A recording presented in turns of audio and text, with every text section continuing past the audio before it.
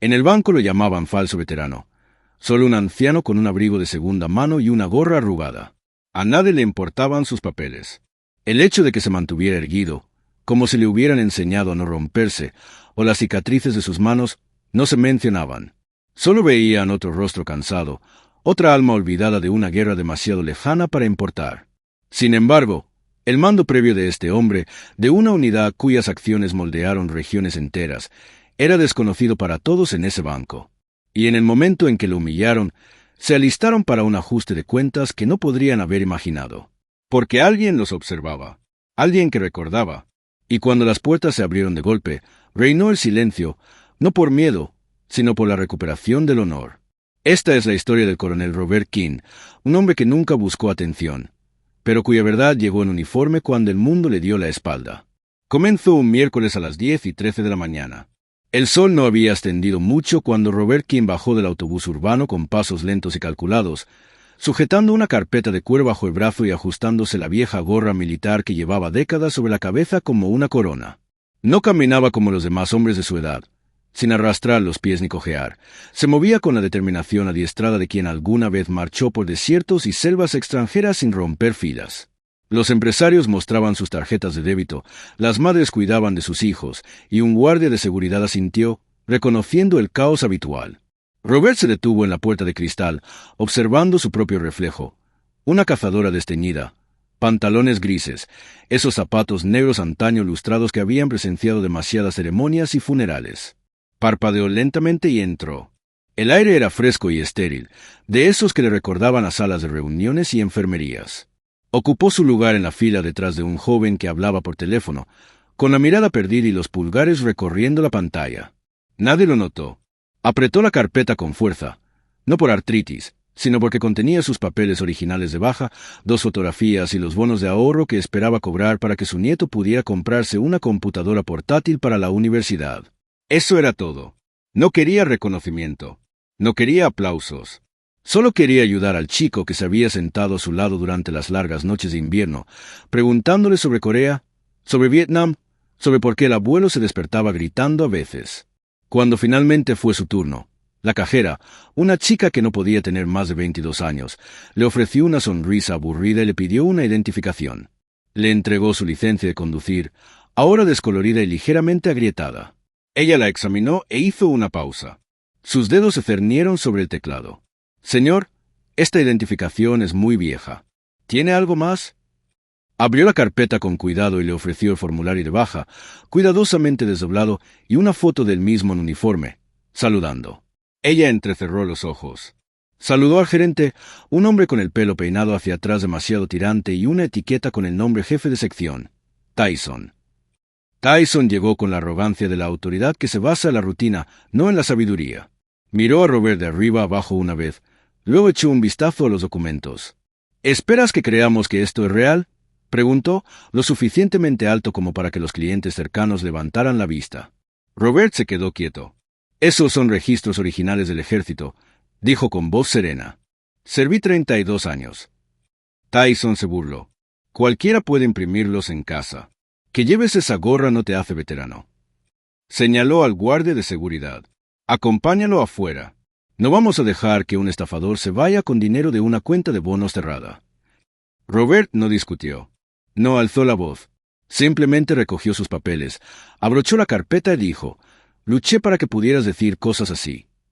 Una madre acercó a su hijo mientras se lo llevaban, y un hombre vestido de traje murmuró estafador en voz baja. Robert estaba sentado en la jardinera de cemento del exterior, con la carpeta en el regazo y el sombrero proyectando una sombra sobre su rostro. Dentro del banco, nadie notó que la mujer más joven de la fila, una mujer con uniforme médico, sosteniendo un cordón, lo miraba fijamente, inmóvil. Se llamaba Ángela Márquez. Su padre había servido, y en el momento en que vio la moneda de desafío caer de su carpeta y rodar por el suelo, se le heló la sangre. La recogió, reconoció la insignia de la unidad y salió corriendo, con el teléfono ya marcando. «¿Es tuyo?», preguntó sin aliento. Robert levantó la vista y asintió. «¿Es usted el coronel King?», susurró. «Sí». «Quédese aquí. Por favor. Espere aquí». Se dio la vuelta, hablando ya por teléfono con voz urgente. A 3 kilómetros de distancia, en una oficina segura de Fort Hamilton, el mayor general Everett Kane levantó la vista de su escritorio al recibir la llamada. Su asistente le entregó el teléfono. Escuchó. Su rostro cambió. Lentamente, se puso de pie. ¿Dónde está?, preguntó. No lo muevas. Luego se volvió hacia el perchero. Se puso su uniforme. Condecorado y salió por la puerta, susurrando. No puedes tratar a los héroes como basura. No bajo mi supervisión.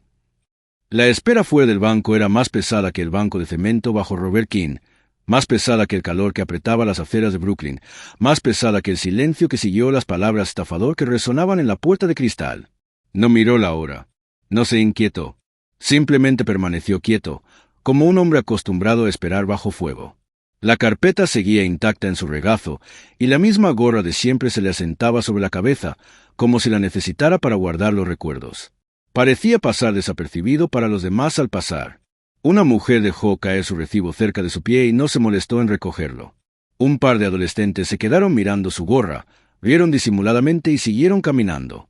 Dentro del banco, Tyson ya había pasado al siguiente cliente, riendo de lo audaces que se están volviendo los estafadores últimamente.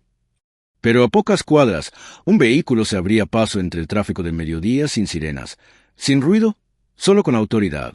El coche que se detuvo frente al banco era una camioneta militar negra mate, de esas que la mayoría de los civiles solo veían en películas o desfiles. La puerta se abrió lenta y pausadamente.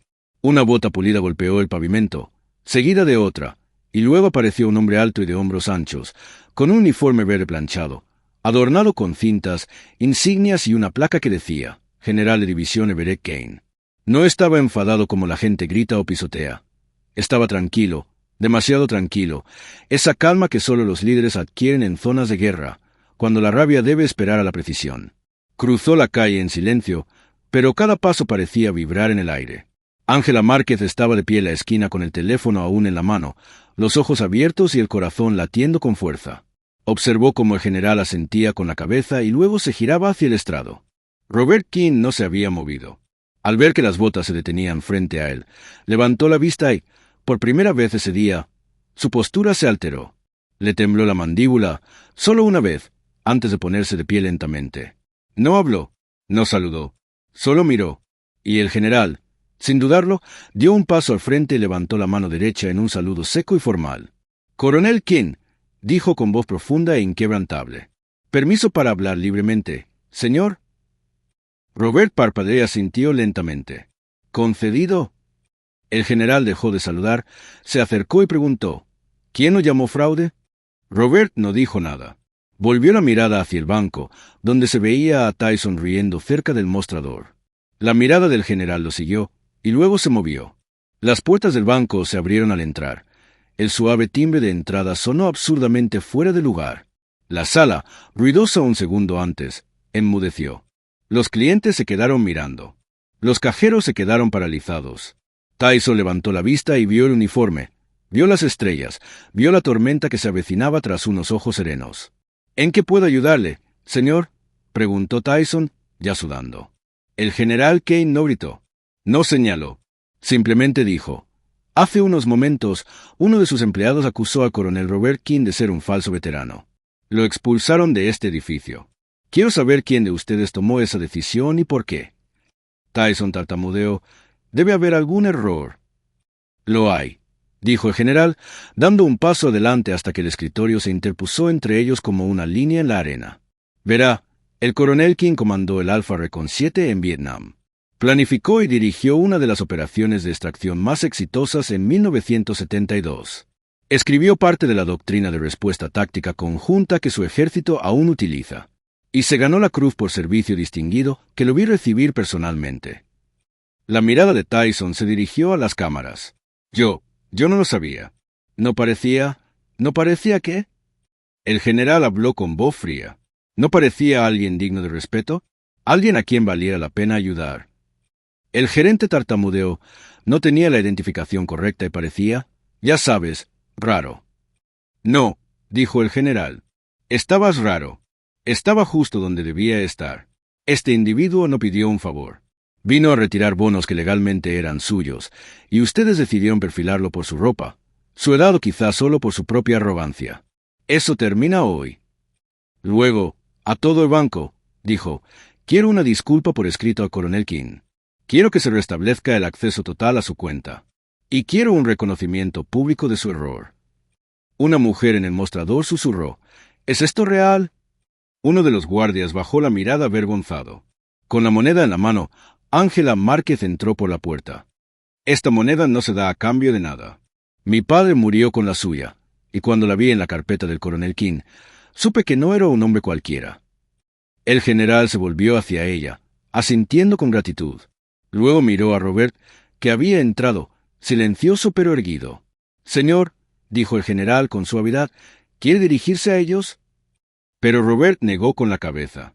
Miró a su alrededor, dio un paso al frente, desdobló su carpeta lentamente y colocó los papeles de baja sobre el mostrador.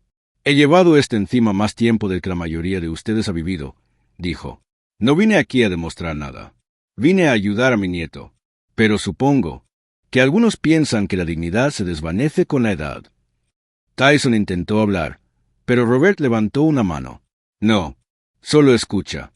Hay muchos más como yo ahí fuera. Callados, cansados, olvidados. Si los tratas como me trataste a mí, no solo fracasas como empresa, fracasas como seres humanos. El silencio en el banco fue como contener la respiración.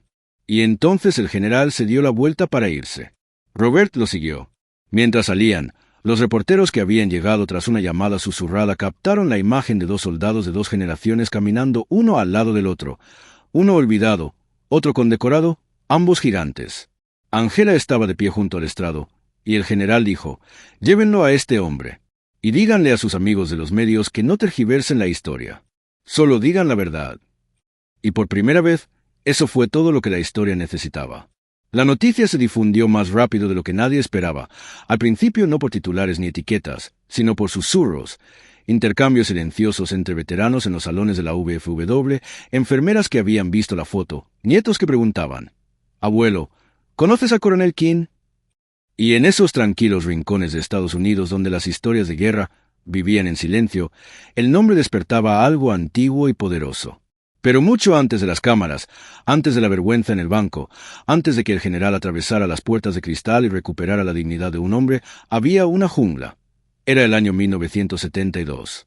Un joven Robert King se agazapaba bajo un baniano destrozado en la frontera camboyana, sangrando por el brazo izquierdo, con un mapa metido en el chaleco y 12 soldados exhaustos esperando una decisión. Se suponía que esa Operación Cadena del Río, no iba a salir mal. Pero la inteligencia había sido deficiente, los helicópteros se habían desviado y la lluvia había convertido la tierra en un ataúd de barro. El mando los había dado por perdidos. La extracción se catalogó como no viable. Pero King no sabía cómo rendirse. Tenía 30 años, ya era padre, ya había visto lo que Napalm hacía en las aldeas y cómo la política convertía la estrategia en sacrificio. Esa noche, bajo el diluvio, condujo a sus hombres a través de 2 campamentos enemigos, inutilizó un puente solo con cargas temporizadas y chicles, y robó una frecuencia de radio norvietnamita para simular una orden de retirada que les dio el tiempo justo para moverse. Cargó con un hombre a la espalda los últimos 5 kilómetros. Cuando finalmente llegaron a un claro improvisado, solo un piloto respondió a su radiobaliza. El teniente Everett Kane, un aviador novato que desobedeció las órdenes directas de regresar y voló a través del fuego monzónico para rescatarlos. El rescate fue desagradable. Las balas rompieron el parabrisas y uno de los hombres murió en los brazos de King. Pero los demás sobrevivieron, y cuando la última bota golpeó el suelo del helicóptero, Robert no se desplomó. Se arrodilló, con la mirada al cielo, y susurró, «Gracias». Kane nunca olvidó esa voz. Con los años, mientras King ascendía de rango, rechazó la mayoría de los ascensos, manteniéndose cerca del suelo, cerca de los hombres. No quería medallas. No escribió libros, no apareció en los especiales del History Channel. Pero su nombre se mantuvo vivo en lugares importantes. Dentro de cartas dobladas guardadas en baúles, grabado en la memoria de quienes vivieron gracias a él. Cuando Kane ascendió a general, intentó contactar con King. Pero King ya había quedado relegado a un segundo plano. Se jubiló prematuramente tras la muerte de su esposa, se mudó a un tranquilo suburbio, cuidó de su hija y luego de su nieto. El ejército le envió placas. Nunca respondió. Pero si conservó una cosa, una moneda de desafío de Alpha Recon 7, otorgada solo a los miembros que sobrevivieron a River Chain. No tenía rango ni lema, solo coordenadas y una sola palabra grabada: regresado. Fue la moneda que salió rodando de su carpeta en el banco ese día. Era la moneda que Ángela Márquez había visto, la que su padre había guardado en un cajón cerrado con llave hasta que el cáncer se lo llevó. Se le quebró la voz al llamar al general Kane, no solo por ira, sino por reverencia. Era la misma moneda, señor, y el mismo nombre. Lo sé. Ese día, Kane ni siquiera necesitó pensar mientras estaba sentado en su oficina. Agarró su uniforme y se susurró: él no, así no. Y ahora, días después del incidente, el porche de Kane estaba lleno de cartas. Algunas escritas a mano con crayón desde aulas en Texas, otras mecanografiadas por veteranos marines que firmaban con dedos temblorosos. Su nieto, Marcus, estaba sentado a su lado, leyéndolas en voz alta. Estimado coronel Kane, mi padre dice que salvó a su tío en Vietnam. Coronel, vi su historia en línea. Lamento que hayamos olvidado a hombres como usted. El niño levantó la vista, con los ojos llenos de asombro. Abuelo, no sabía que eras famoso. Robert esbozó una leve sonrisa. No lo soy. Simplemente no renuncié. Entonces llamaron a la puerta. No eran periodistas ni políticos, sino un pequeño grupo de hombres, algunos con bastones, otros uniformados, otros con chaquetas vaqueras con parches viejos. Se quedaron en silencio al borde del sendero. El hombre de delante dio un paso al frente y saludó. Alfa 7. Señor, vimos las imágenes. Estamos aquí para usted. King se levantó lentamente, asintió una vez y dijo: he estado esperando esto mucho tiempo. Esa noche, se sentaron en su patio trasero, sin cámaras ni discursos, solo a la luz del fuego y el recuerdo. Pronunciaron nombres que nadie más recordaba, brindaron por los fantasmas y rieron como solo los soldados lo hacen. Y cuando la noche se calmó, King miró a las estrellas y susurró: ¿sigues mirando, Elaine? El nombre de su difunta esposa. Una suave brisa respondió. No era la gloria lo que deseaba, simplemente no ser olvidado. Y ahora, el mundo lo recordaba. Las consecuencias fueron como un trueno. Primero como un susurro en las noticias locales, luego un video viral. Un general condecorado saludando a un anciano atónito frente a un banco, las palabras coronel King resonando en las cronologías que normalmente no tenían espacio para veteranos ni dignidad. Y luego llegó la furia. Los comentarios llovieron. Despidan a ese gerente. Es un héroe, no un fraude. Este país olvida con demasiada facilidad. Y la sede corporativa del banco, ubicada en un rascacielos del centro, entró en crisis total. El equipo de relaciones públicas se apresuró a redactar una respuesta, pero nada pudo borrar lo registrado, lo sentido. Mientras tanto, Tyson, el arrogante gerente de sucursal, se presentó a trabajar a la mañana siguiente y encontró una nota en su escritorio. Informe a recursos humanos. Con efecto inmediato. No pudo defenderse. No tuvo la última palabra. Lo escoltó fuera el mismo guardia de seguridad que una vez lo ayudó a sacar a King. Y esta vez, los clientes en el vestíbulo aplaudieron. Dentro de la sucursal, comenzaron los cambios. Una foto enmarcada del coronel Robert King se colocó cerca del mostrador de servicio, debajo de una nueva placa que decía: honramos a quienes sirven. Siempre. Todos los cajeros debían recibir capacitación sobre sensibilidad hacia los veteranos, y discretamente, la Junta Directiva aprobó una donación de $1 millón a los Centros Nacionales de Apoyo a Veteranos, aunque ninguna de esas noticias conmovió a Robert King. No le interesaban los titulares.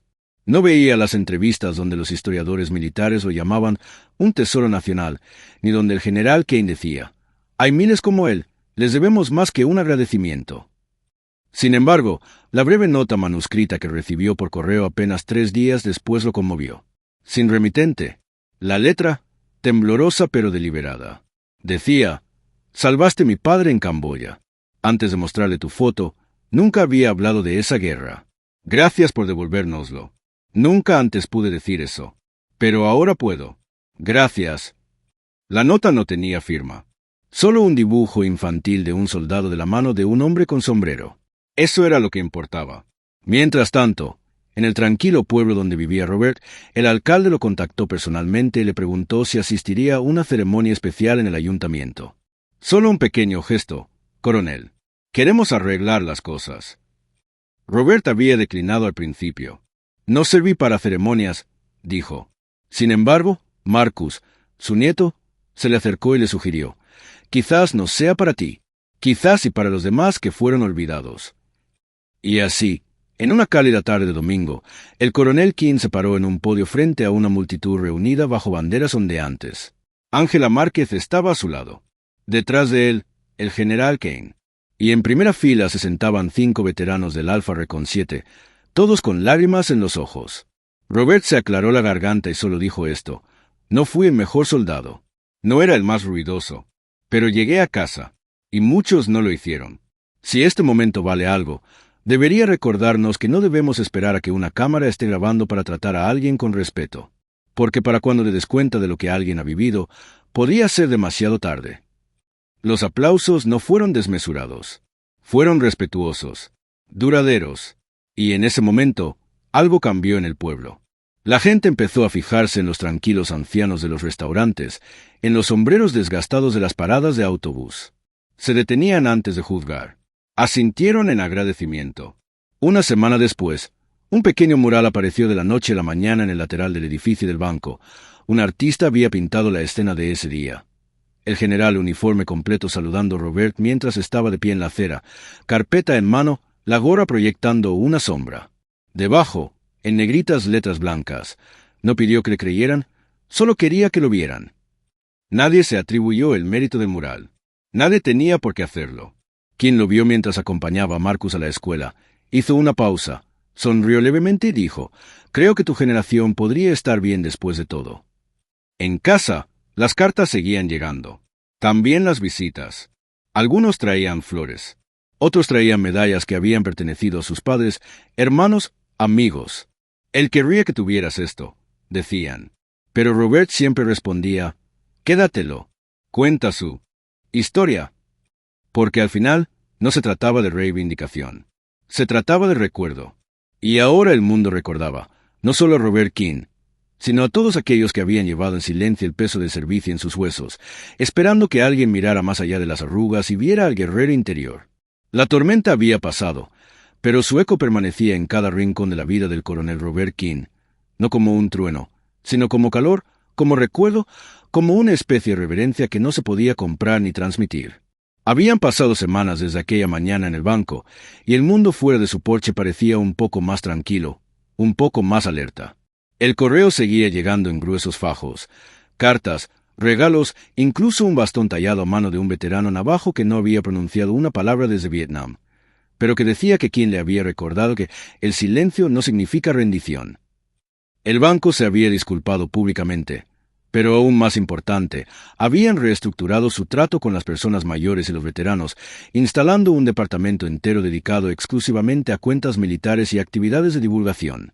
Robert nunca volvió atrás, pero sabía que el cambio había arraigado.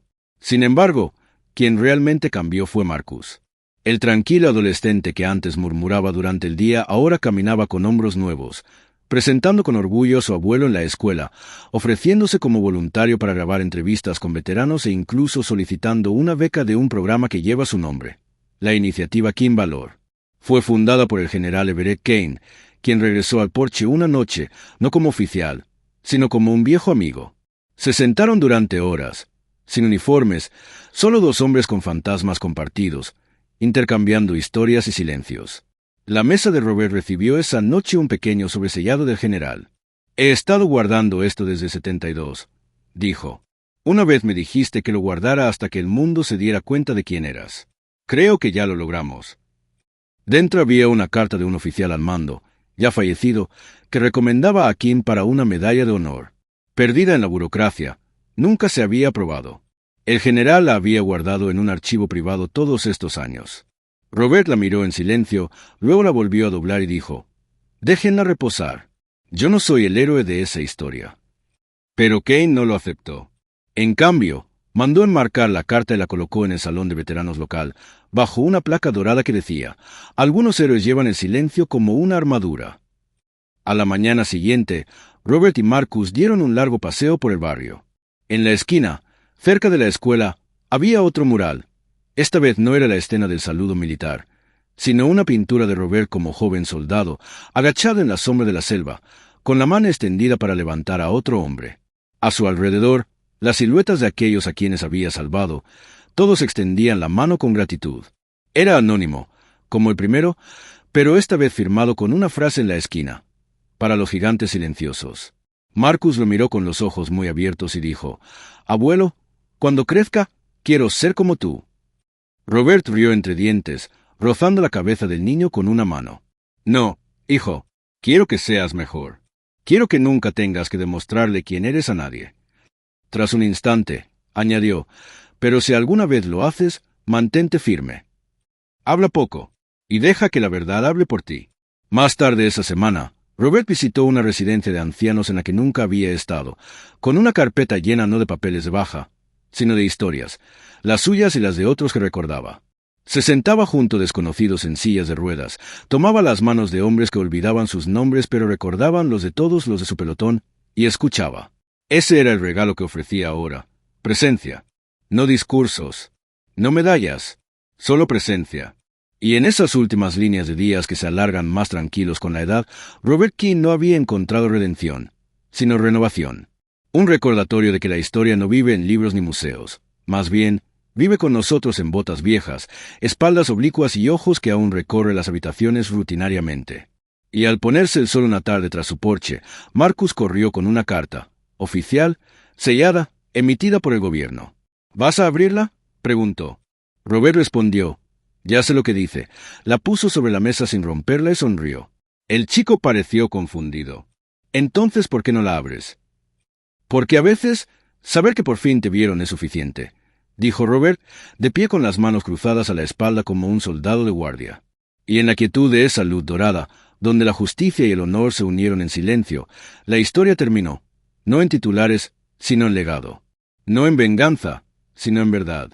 Y Robert King, una vez borrado por la indiferencia, ahora vivía para siempre en cada alma lo suficientemente valiente como para resistir cuando el mundo miraba hacia otro lado.